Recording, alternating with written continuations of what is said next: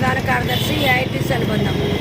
నేటికి రాష్ట్ర వ్యాప్తంగా 9వ రోజుకు మరి anganwadi workers, mini workers, helpers మరి సమ్మె కొనసాగుతుంది.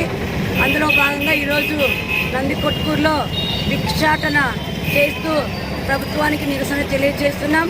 గత 4.5 సంవత్సరాల నుండి సీఎం జగన్మోహన్ రెడ్డి గారు పాదయాత్రలో ఇచ్చినటువంటి పొరుగు రాష్ట్రం కంటే 1000 రూపాయలు అంగన్వాడీ వర్కర్స్కి, హెల్పర్స్కు, మినీ వర్కర్స్ ఇస్తానని మరి ఇచ్చాడు.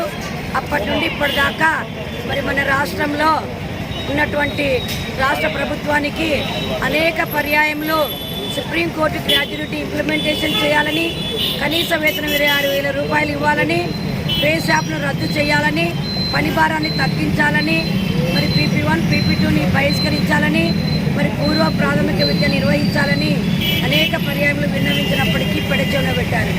అయినప్పటికీ కూడా విధులు నిర్వహించుతున్న సందర్భంలో నేటికి తెలంగాణ గవర్నమెంటు 3వసారి వేతనాలు పెంచి ప్రకటన చేసింది.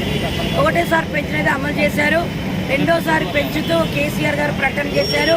మరి అది ఈ గవర్నమెంట్ రూలింగ్లో అమలు చేయాలి. మరి అట్లాగే కాంగ్రెస్ గవర్నమెంటు 18,000 రూపాయలు ఇస్తారని మన లేదు కూడా ప్రకటన చేశారు. మరి ఆంధ్రప్రదేశ్లో గౌరవ వేతనం వర్కర్స్కి 11,500 రూపాయలు, హెల్పర్స్కి 7,000 రూపాయలు, మినీ వర్కర్లకు 7,000 రూపాయలు వస్తున్నాయి.